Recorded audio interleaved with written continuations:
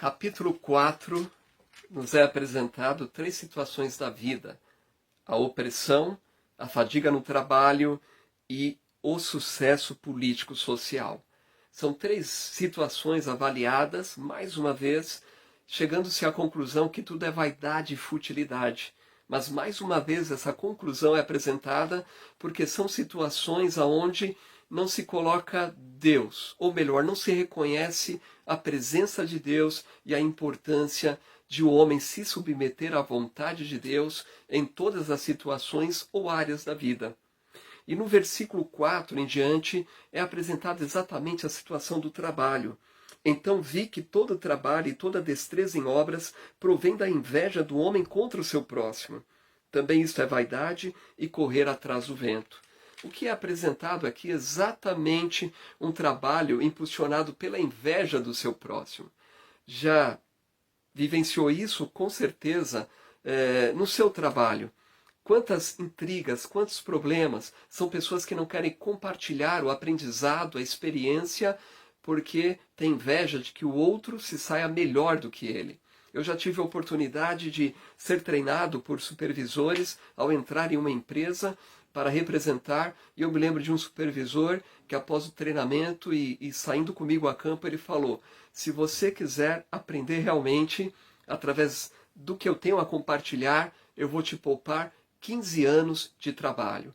Ele queria dizer o seguinte: eu já trabalhei 15 anos fazendo esse tipo de serviço no campo.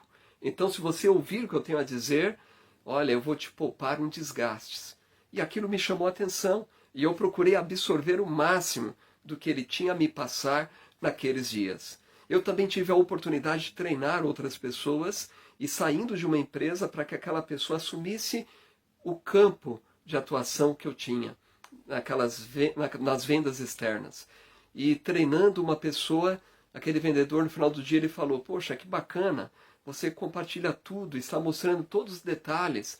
Há uma grande dificuldade quando nós entramos em uma empresa de encontrar alguém que esteja pronto a compartilhar com paciência todos os trâmites e todos os caminhos que podem conduzir a um trabalho melhor. Então, por que futilidade o trabalho? Por que essa fadiga no trabalho? Nós vimos aqui a princípio um trabalho impulsionado pela inveja, um trabalho impulsionado pelo pecado. E sobre o sucesso político-social é tratado a partir do versículo de número 13. E no versículo 14 está falando a respeito de um jovem sábio, dizendo que ele é melhor do que o homem idoso, o homem velho, insensato, que não se deixa admoestar. 14 diz: ainda que aquele saia do cárcere para reinar, ou nasça pobre no reino deste. Vi todos os viventes que andam debaixo do sol com um jovem sucessor, que ficará em lugar do rei. Era sem conta todo o povo que ele dominava. Tampouco os que virão depois se hão de regozijar nele. Na verdade, que também isto é vaidade e correr atrás do vento. Aqui está tratando de alguém que passa a reinar e tem um grupo que o acompanha nesse período. E entrando ali diante daquele governo, reinando sobre o povo, eles estão o acompanhando. Mas diz que após vir uma outra geração, vir um outro grupo de pessoas, o que acontece? Esses não vão se alegrar nele. E aí ele diz: isso também é vaidade. E de fato, temos aprendido exatamente isso.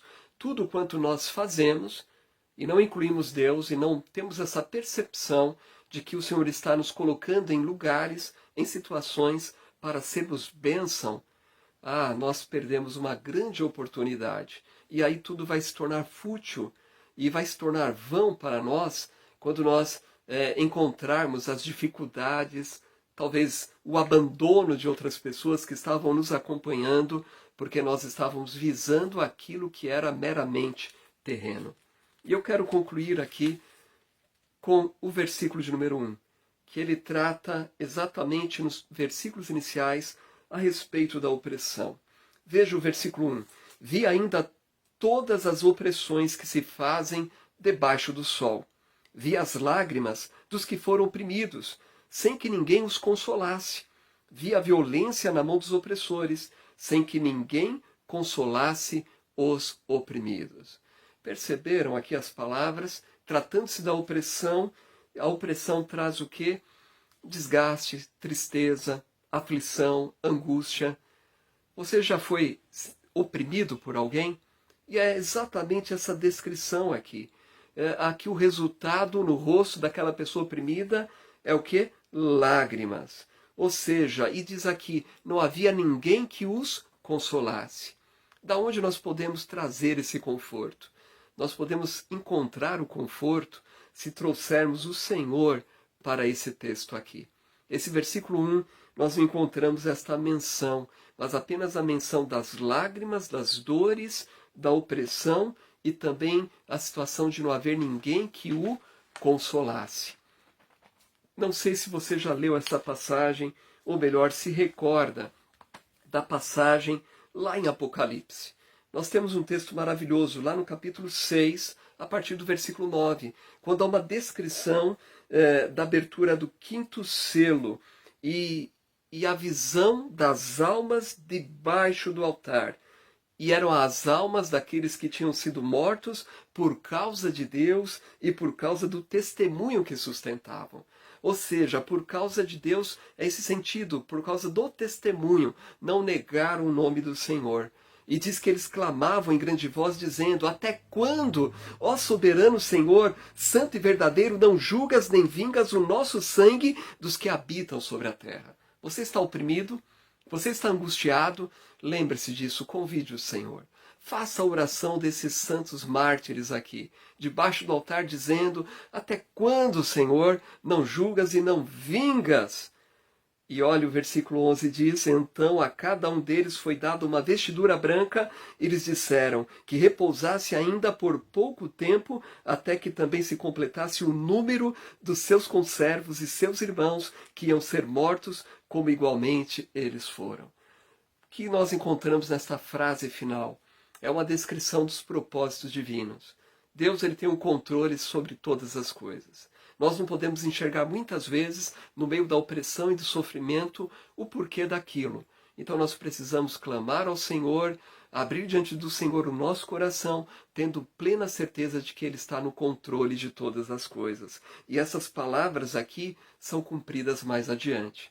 Se os irmãos lerem o capítulo 21, vão ver exatamente a afirmação ali de que haverá um novo céu. E no capítulo 21 há uma descrição desse novo céu, dizendo que não haverá mais lágrima, mais dor, mais tristeza e nem morte. E tudo isso porque as primeiras coisas são passadas. Meus irmãos, essa quarentena vai passar, nós temos essa expectativa, temos a expectativa de ver passar, de sair, não é?